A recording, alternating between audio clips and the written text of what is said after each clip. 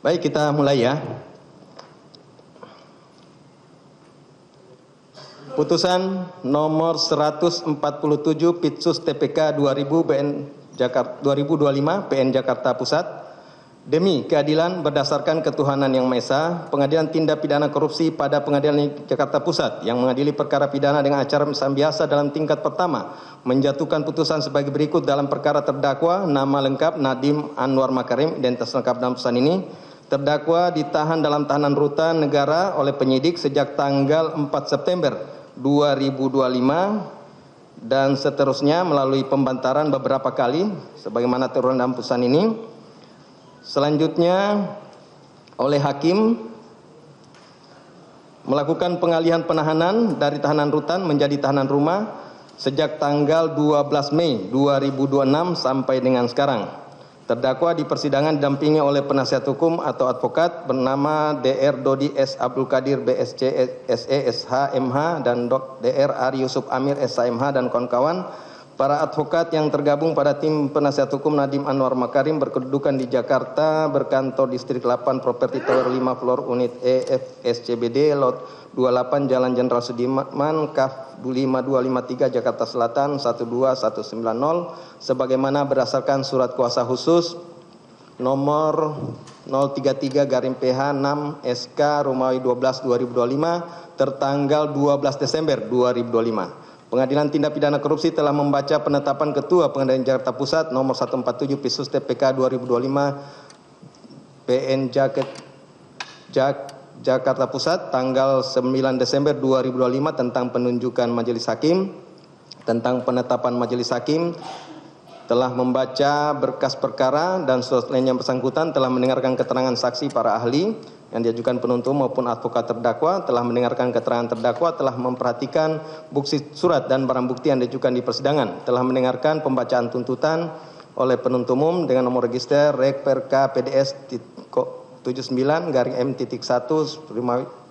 FT.1 11 2025 tertanggal 13 Mei 2026 yang pada pokoknya telah terulang lengkap dalam putusan ini. Telah pula mendengarkan pembelaan atau pledoi dari advokat terdakwa tertanggal 2 Juni 2026 yang diberi judul tafsir sesat yang memenjarakan pada pokoknya mengemukakan hal-hal sebagai berikut dianggap telah terbacakan. Telah mendengar pula pledoi pribadi terdakwa tertanggal 2 Juni 2026 yang pada pokoknya sebagaimana telah termuat lengkap dalam putusan ini.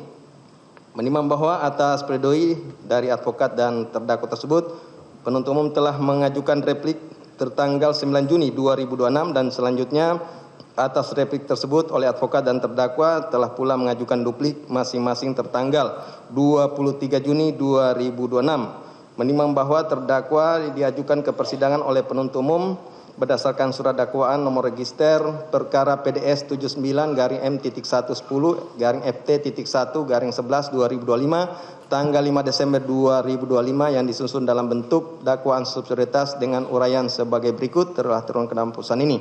Menimbang bahwa terhadap dakwaan penuntut terdakwa terdakwa melalui penasihat hukumnya telah mengajukan perlawanan atau eksepsi dan oleh majelis hakim telah menjatuhkan putusan sela nomor 147 Pitsus TPK 2025 PN Jakarta Pusat tanggal 12 Januari 2026 yang amarnya pada pokoknya menyatakan eksepsi tidak dapat diterima, dakwaan sah menurut hukum dan pemeriksaan perkara dilanjutkan.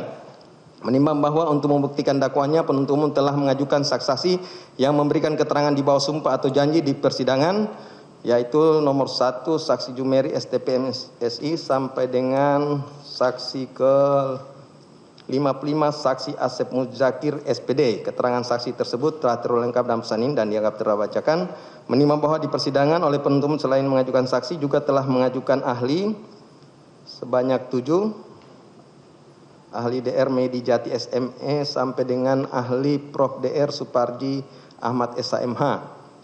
Menimbang bahwa selanjutnya advokat telah pula menghadirkan ahli di persidangan sebanyak 5, terdiri dari ahli Prof. Dr. Romli Atma Sasmita SHLM sampai dengan ahli Inas Setiawati Lim.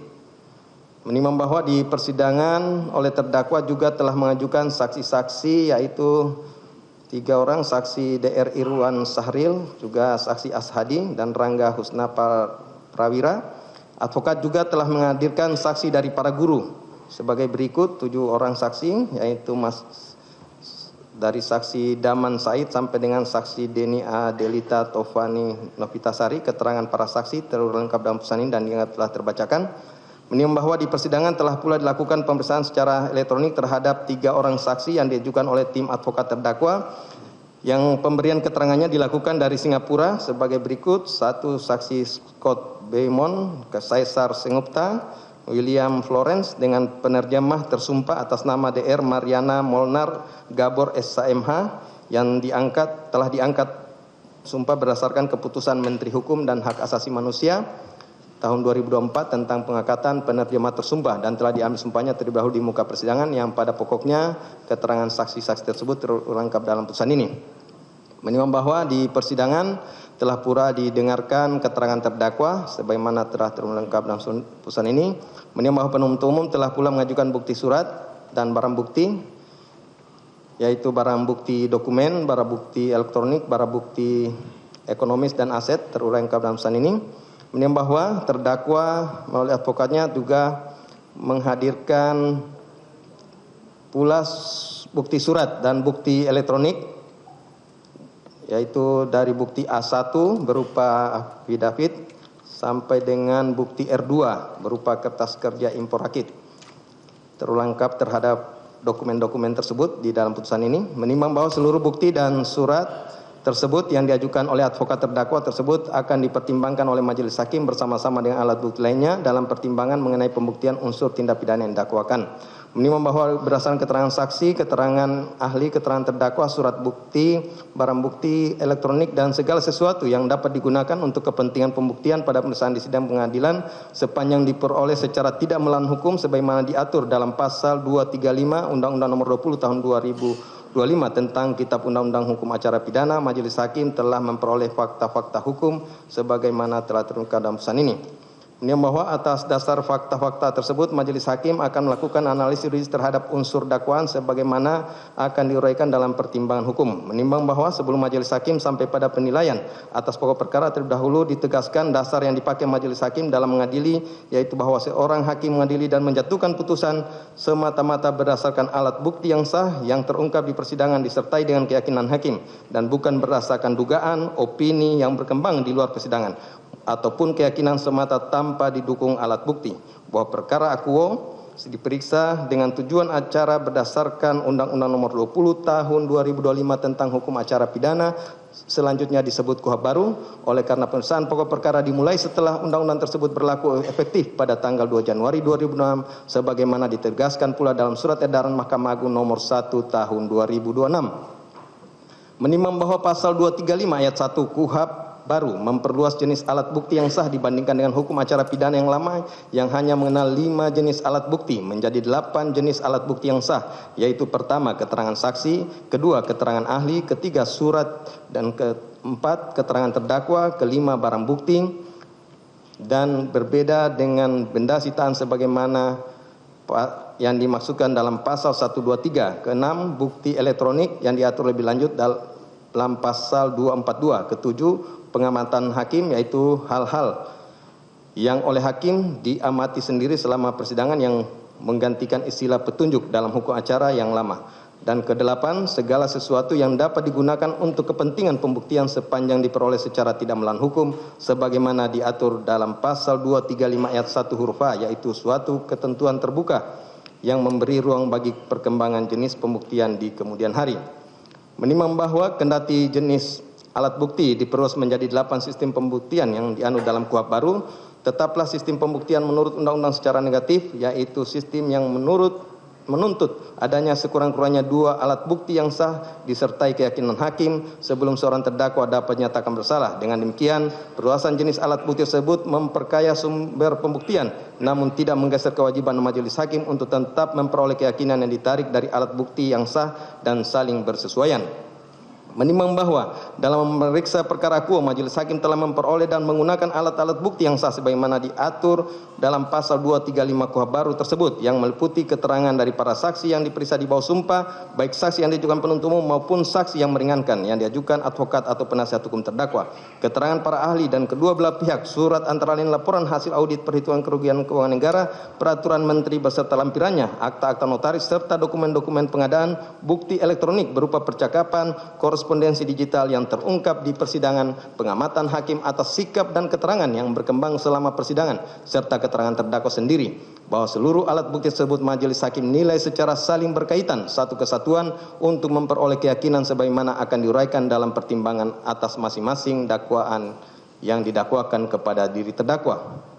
Menimbang bahwa jaksa penuntut umum dalam surat dakwaannya menempatkan tuduhan tindak pidana korupsi terhadap terdakwa secara berlapis dengan dakwaan primer mengenakan pasal 2 ayat 1 Undang-Undang Nomor 31 Tahun 99 sebagaimana telah diubah dengan Undang-Undang Nomor 20 2001 tentang pemberantasan tindak pidana korupsi, yang dengan berlakunya Undang-Undang Nomor 1 Tahun 2023 tentang Kitab Undang-Undang Hukum Pidana memiliki padanan rumusan pasal 603 KUHP baru.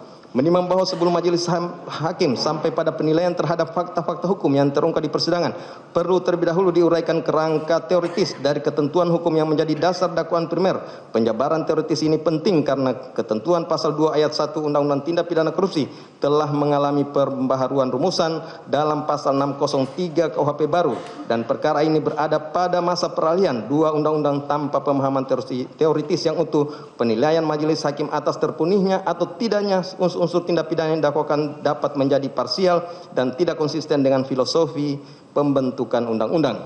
Menimbang bahwa pasal 2 ayat 1 Undang-Undang Tindak Pidana Korupsi merumuskan setiap orang yang secara melawan hukum melakukan perbuatan memperkaya diri sendiri atau orang lain atau suatu korporasi yang dapat merugikan keuangan negara atau perekonomian negara dipidana penjara selama seumur hidup atau pidana paling singkat 4 tahun dan paling lama 20 tahun dan denda paling sedikit 200 juta rupiah dan paling banyak 1 miliar rupiah. Menimbang bahwa pasal 603 KUHP baru sebagaimana padanan ketentuan tersebut merumuskan setiap orang yang secara melawan hukum melakukan perbuatan memperkaya diri sendiri, orang lain atau korporasi yang mengakibatkan kerugian keuangan negara atau perekonomian negara dipidana penjara penjara paling singkat 2 tahun dan paling lama 20 tahun dan pidana denda paling sedikit kategori 2 dan paling banyak kategori 4.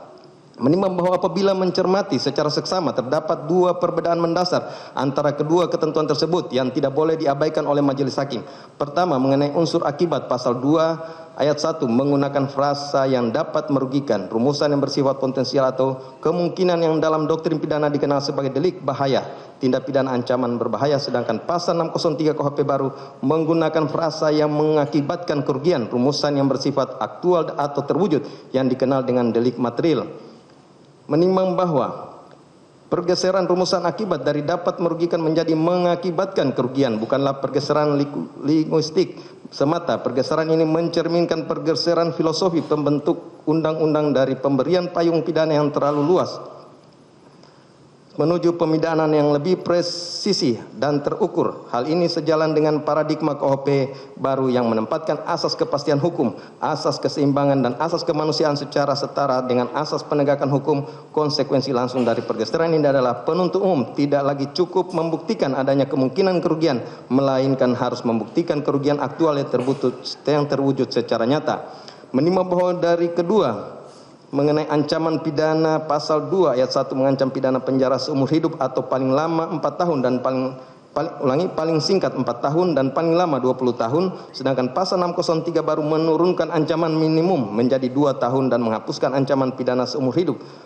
Pergeseran ini menunjukkan pendekatan yang lebih proporsional dalam pemidanaan di mana berat ringannya pidana lebih disesuaikan dengan tingkat kesalahan dan kerugian konkret yang ditimbulkan, bukan dengan kategori abstrak korupsi yang mungkin dirugikan. Menimbang bahwa perkara ini berkaitan dengan perbuatan yang menurut dakwaan penuntut umum terjadi periode tahun 2019 sampai dengan tahun 2022, yaitu sebelum berlakunya KUHP baru yang efektif pada tanggal 2 Januari 2026.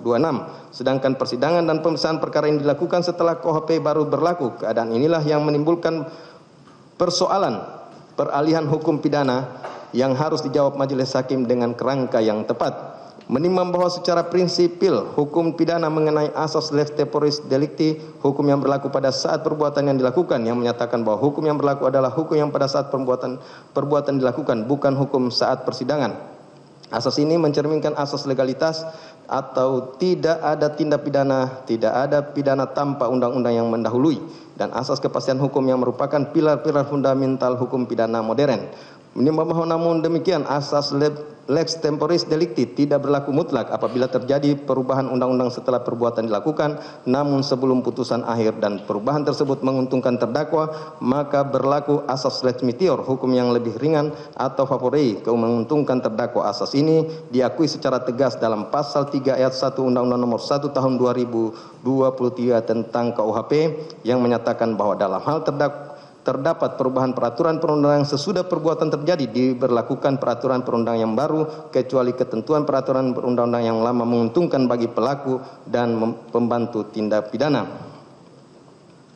Menimbang bahwa dengan pendekatan integratif ini majelis hakim akan menguraikan unsur-unsur dakwaan primer dengan tetap menunjuk pada pasal 2 ayat 1 Undang-Undang Tindak Pidana Korupsi sebagaimana dalam dasar dakwaan, namun standar pembuktian akibat dirujuk pada pasal 603 baru yang lebih ketat dan lebih menguntungkan terdakwa. Pendekatan ini bukan saja secara hukum tetapi juga merupakan kewajiban majelis hakim untuk memberikan perlindungan terbaik bagi terdakwa sesuai dengan asas lex meteor. Menimbang bahwa berdasarkan rumusan pasal 2 ayat 1 Undang-Undang Tindak Pidana Korupsi junto pasal 603 KUHP baru tersebut, unsur-unsurnya adalah sebagai berikut. 1. Setiap orang. 2. Secara melawan hukum. 3. Melakukan perbuatan memperkaya diri sendiri atau orang lain atau suatu korporasi. 4. Dapat merugikan atau mengakibatkan kerugian keuangan negara atau perekonomian negara. Ayat 1 mengenai unsur setiap orang. Menimbang bahwa unsur setiap orang merupakan unsur pelaku yang menunjuk pada subjek hukum yang melakukan tindak pidana. Dalam doktrin hukum pidana, unsur ini diartikan sebagai siapa saja yang menjadi subjek hukum dan memenuhi syarat sebagai pelaku tindak pidana, baik orang perorangan maupun badan hukum. Unsur ini bersifat formal yuridis, yaitu cukup dipenuhi dengan adanya seseorang yang dihadirkan ke persidangan sebagai terdakwa dalam keadaan cakap secara hukum.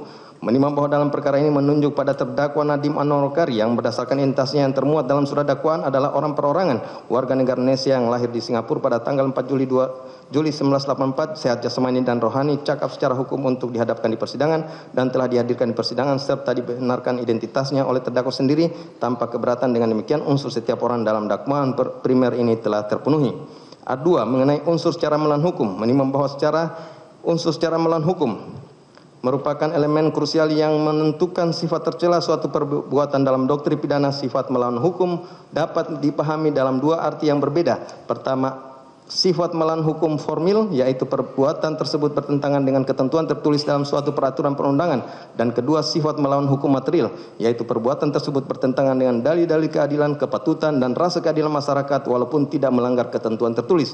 Menimbang bahwa dalam sejarah hukum tindak pidana korupsi Indonesia, doktrin sifat melawan hukum material pernah dianut secara luas berdasarkan penjelasan pasal 2 ayat 1 Undang-Undang Tindak Pidana Korupsi, namun putusan Mahkamah Konstitusi nomor 003/PUU Romawi 4 2006 tanggal 25 Juli 2006 telah membatalkan penjelasan pasal 2 ayat 1 Undang-Undang Tindak Pidana Korupsi yang mengakui sifat melawan hukum material dengan dalil bahwa pengakuan tersebut bertentangan dengan asas legalitas yang dijamin dalam pasal 28D ayat 1 Undang-Undang Dasar Negara Republik Indonesia tahun 1945. Sejak putusan tersebut, sifat melawan hukum dalam pasal 2 ayat 1 Undang-Undang Tindak Pidana Korupsi harus dipahami secara formil, yaitu perbuatan harus secara nyata melanggar ketentuan tertulis dalam peraturan perundang-undangan.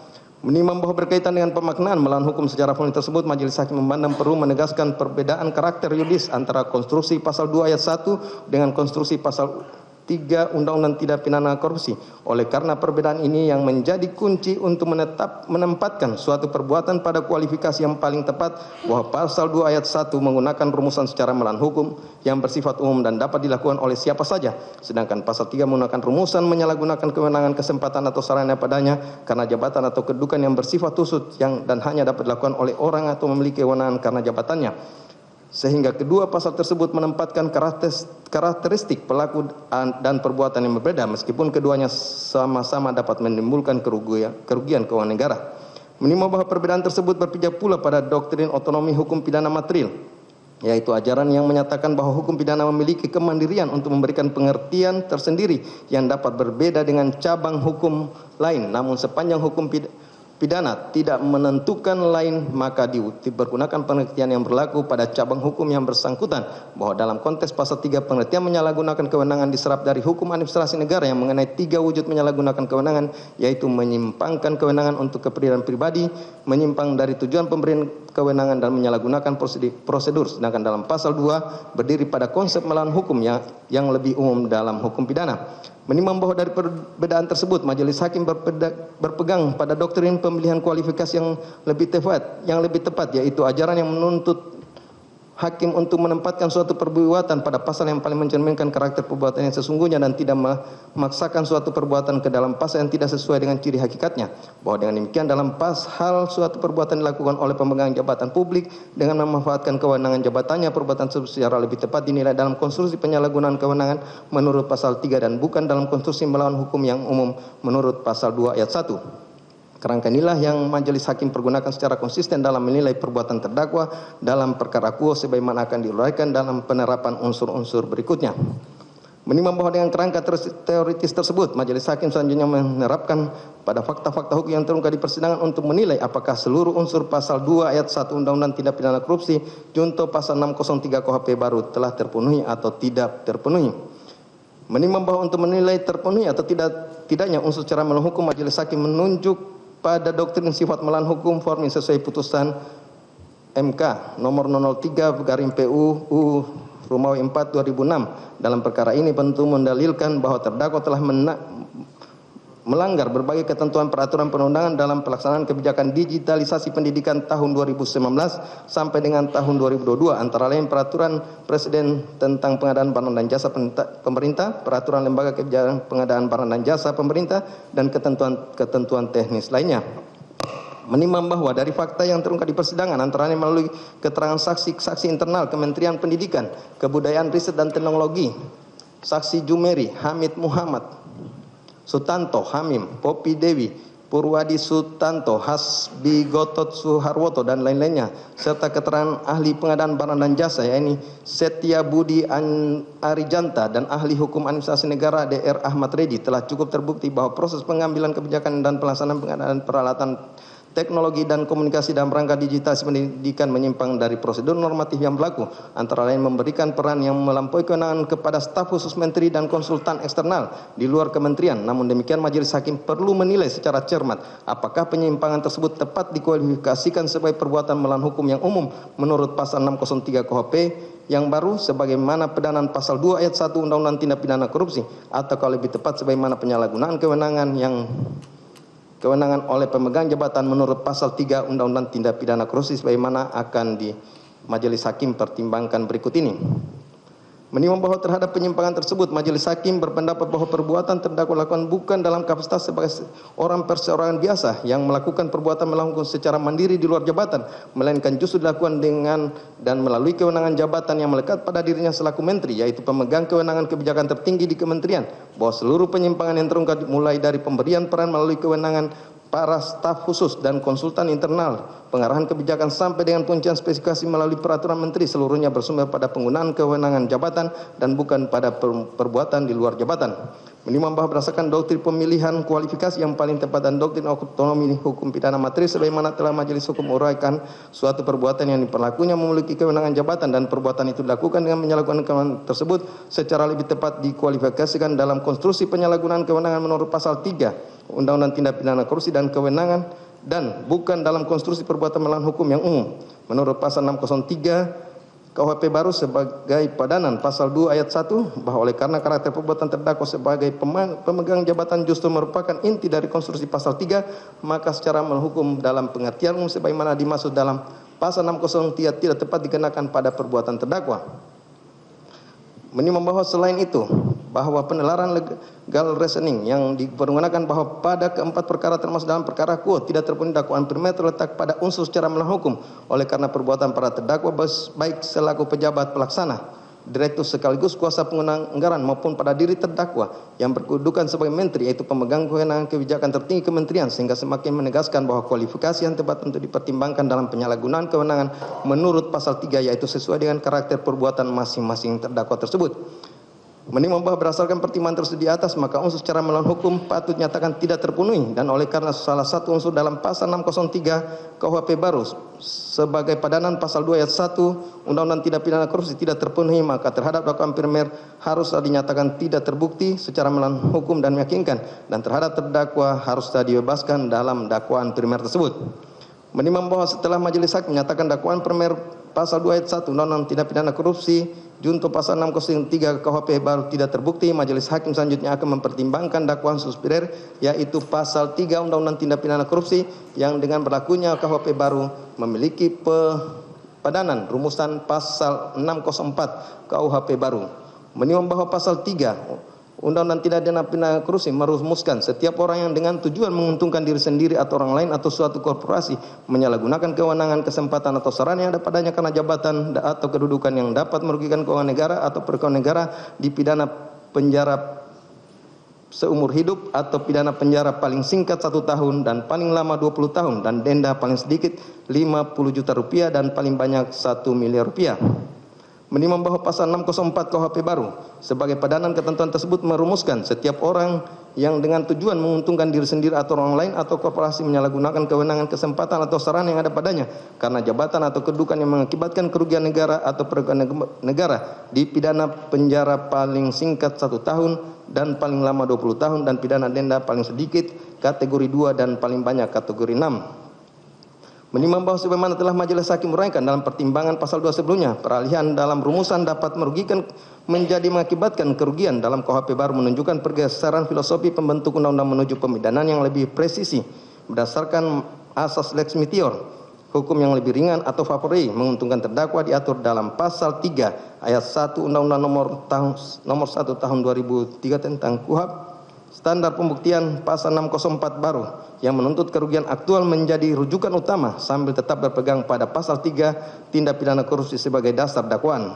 Menimbang bahwa berdasarkan rumusan pasal 3 tersebut junto pasal 604 KUHP tersebut unsur-unsurnya harus dibuktikan secara kumulatif adalah 1. Setiap orang, 2. Dengan tujuan menguntungkan diri sendiri atau orang lain atau suatu korporasi, 3. Menyalahgunakan kewenangan atau kesempatan atau sarana yang ada padanya karena jabatan atau kedudukan, 4. Yang dapat merugikan atau mengakibatkan kerugian negara atau perekonomian negara. Ayat 1 mengenai unsur setiap orang terhadap unsur ini adalah sama dengan pasal 2 sehingga terhadap unsur ini telah terpenuhi.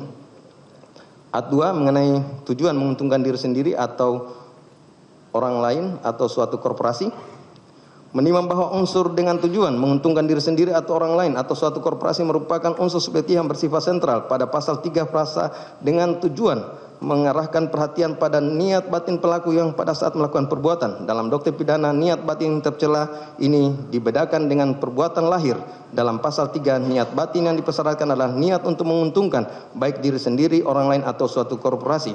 Menimbang bahwa putusan Mahkamah Agung nomor 1144 Kapitsus 2006 yang telah dirujuk di atas secara tegas menempatkan bahwa unsur dengan tujuan menguntungkan cukup dibuktikan dengan adanya tujuan tersebut tanpa mensyaratkan tujuan itu benar-benar terwujud. Dengan kata lain, pasal 3 dapat dipenuhi walaupun keuntungan yang dituju ternyata gagal didapatkan oleh pihak yang menjadi sasaran. Yang penting adalah pelaku pada saat melakukan perbuatan mempunyai niat menguntungkan pihak tertentu. Menimbang bahwa konsekuensi yuridis dari karakter unsur dengan tujuan yang demikian adalah bahwa pembuktiannya berbeda secara mendasar dengan pembuktian unsur memperkaya. Pasal 2, pembuktian memperkaya menuntut bukti konkret tentang aliran kekayaan yang nyata kepada pihak tertentu. Pembuktian tujuan menguntungkan menuntut bukti tentang niat batin pelaku yang dapat disimpulkan dari pola perbuatan, rangkaian keputusan hubungan pelaku dengan pihak yang menjadi sasaran tujuan, dan keadaan-keadaan objektif yang melingkupi perbuatan. Tujuan menguntungkan tersebut tidak gugur oleh penyangkalan pihak yang menjadi sasaran tujuan, karena yang diukur adalah niat pelaku bukan persepsi penerima manfaat. Menimbang bahwa subjek penerima keuntungan dalam pasal 3 dirumuskan dengan 3 kemungkinan secara alternatif, diri sendiri, orang lain, atau suatu korporasi. Penuntut umum cukup membuktikan salah satu dari ketiga kemungkinan tersebut, tidak harus membuktikan ketiganya. Yang dimaksud dengan diri sendiri adalah pelaku sendiri, orang lain adalah pihak ketiga yang dapat diidentifikasi, sedangkan suatu korporasi mencakup badan hukum atau bentuk usaha lain, baik domestik maupun asing. Menimbang bahwa untuk menilai unsur ini, majelis hakim mengidentifikasi pertama, siapa pihak yang menjadi sasaran tujuan menguntungkan, Kedua, apakah tujuan tersebut ada dan dapat dibuktikan dari pola perbuatan terdakwa? Dan ketiga, apakah tujuan tersebut berkaitan dengan jabatan terdakwa sebagai Menteri Pendidikan, Kebudayaan, Riset, dan Teknologi? Menimbang bahwa berdasarkan rangkaian alat bukti yang terungkap di persidangan, majelis hakim berpendapat bahwa pihak yang menjadi sasaran tujuan menguntungkan dalam perkara ini adalah korporasi Google, termasuk Google Asia Pasifik dan Google Internasional selaku korporasi global pemilik produk Chrome OS, Google Cloud, dan Chrome Device Management yang menjadi objek dalam kebijakan digitalisasi pendidikan periode tahun 2019 sampai dengan tahun 2022. Menimbang bahwa tujuan menguntungkan Google sebagai korporasi tersebut terbukti dari rangkaian pertemuan strategi antara terdakwa selaku menteri dengan jajaran eksekutif Google sejak awal masa jabatan. Berdasarkan keterangan terdakwa sendiri persidangan pada bulan Februari 2020, terdakwa melakukan pertemuan dengan saudara Scott Beaumont, saat itu Presiden Google Asia Pasifik, yang membahas program Google Bangkit dan Google for Education dan contoh implementasi Chromebook di negara-negara lainnya. Tidak lama kemudian pada bulan April 2020, terdakwa melakukan pertemuan dengan saudara Caesar Sengupta dari Google melalui rapat daring yang juga membahas Chromebook. Menimbang bahwa terdakwa dalam keterangannya menyatakan bahwa saudara Caesar Sengupta adalah salah satu petinggi Google yang dulunya bertugas memasarkan Chromebook di Asia Pasifik termasuk di Indonesia, dan pada tahun 2021 saudara Caesar Sengupta menjabat sebagai komisaris PT Gojek Tokopedia. Rangkaian pertemuan dengan eksekutif Google tersebut menunjukkan adanya hubungan strategis yang substansial antara terdakwa selaku menteri dengan korporasi Google yang melampaui pertemuan biasa antara pejabat publik dengan perusahaan teknologi. Menimbang bahwa tujuan menguntungkan korporasi Google tersebut juga terbukti dari perwujudan nyata berupa rangkaian investasi Google ke PT Aplikasi Karya Anak Bangsa, PT Goto Gojek Tokopedia Tbk yang sangat substansial dalam periode jabatan terdakwa berdasarkan keterangan saksi R.A. Kusumahadiani selaku Direktur Legal dan Corporate Sekretaris Perusahaan di PT Goto Tbk. Total investasi Google ke PT Akap selama periode tahun 2017 sampai dengan tahun 2021 mencapai 786.999.428 dolar Amerika Serikat. Menimbang bahwa dari total investasi tersebut sebagian besar terjadi dalam periode terdakwa menjabat sebagai menteri, yaitu setelah 23 Oktober 2019 dengan rincian pada bulan Maret 2020, bulan Mei 2021, dan pada tanggal 22 September 2021 dan pada tanggal 5 Oktober 2021. Korelasi antara waktu investasi Google tersebut dengan periode jabatan terdakwa dan dengan rangkaian kebijakan pengadaan Chromebook menunjukkan keterkaitan yang tidak dapat dianggap kebetulan. Menimbang bahwa terhadap dalil pembelaan bahwa investigasi Google tersebut adalah transaksi privat antara Google dengan PT Goto yang tidak terkait dengan kebijakan publik terdakwa, majelis hakim berpendapat bahwa dalil tersebut tidak meyakinkan. Pertimbangan adalah: pertama, terdakwa pada saat itu masih merupakan pemegang saham PT Goto 1,37% per IPO pada Desember 2021 turun menjadi 0,47% pada September 2025 sebagaimana keterangan saksi R.A. Kusumahadiani. Kedua, kebijakan digitalisasi pendidikan dengan pengadaan Chromebook secara objektif menguntungkan Google sebagai pemilik Chrome OS. Dan ketiga, korelasi temporal antara investasi Google dan tahap-tahap kebijakan Chromebook menunjukkan keterkaitan yang sistematis. Menimbang bahwa terhadap dalil pembelaan yang merujuk pada keterangan saksi ada cas, saksi yang meringankan Scott Beaumont, William Florence, dan Caesar Sengupta selaku mantan eksekutif Google yang menyangkal adanya hubungan personal khusus dengan terdakwa, majelis hakim berpendapat bahwa keterangan-keterangan tersebut tidak menggugurkan unsur tujuan menguntungkan dalam pasal 3 hal ini, karena unsur tujuan menguntungkan dalam 3 diukur dari niat batin terdakwa selaku pelaku, bukan dari pengakuan dan penyangkalan pihak menjadi sasaran tujuan. Bahkan apabila para eksekutif Google menyangkal mengetahui atau menerima manfaat khusus, hal ini tidak menggugurkan adanya tujuan terdakwa untuk menguntungkan korporasi yang mereka wakili. Tujuan menguntungkan adalah sumber subjektif yang terletak pada diri pelaku, bukan pada diri penerima manfaat. Menimbang bahwa pertanggungjawaban terdakwa atas tujuan menguntungkan korporasi Google tersebut secara doktrinal melekat pada karakter unsur dengan tujuan sebagai dolus directus berupa maksud yang mengandung 2 komponen kumulatif, yaitu pengetahuan dan kehendak. Doktrin hukum pidana sebagaimana dikembangkan oleh Lamintang yang mengutip Pompe dan Mulder dalam bukunya Dasar-Dasar Hukum Pidana Indonesia dan dikukuhkan oleh Mulyatno dalam Asas-Asas Hukum Pidana serta Sudarto dalam Hukum Pidana, menempatkan maksud sebagai bentuk kesengajaan tertinggi yang menuntut pembuktian intensi pelaku terarah pada akibat yang dikehendaki. Pengetahuan terdakwa pada bahwa Chrome OS dan Chrome Education Upgrade adalah produk yang dimiliki dan dilisensikan tunggal oleh Google LLC tidak dapat dibantah mengingat latar belakang terdakwa selaku pemegang saham pendiri PT Aplikasi Karya Anak Bangsa yang sejak tahun 2015 menjalin kerjasama bisnis dengan Google. Kehendak terdakwa untuk menguntungkan korporasi Google tersebut terwujud melalui rangkaian perbuatan jabatan, diantaranya melalui penandatanganan 2 peraturan perundangan yang mengunci spesifikasi penggunaan pada produk Google selama 2 tahun anggaran berturut-turut yang akan majelis hakim secara rinci pertimbangkan terhadap unsur-unsur menyalahgunakan kewenangan.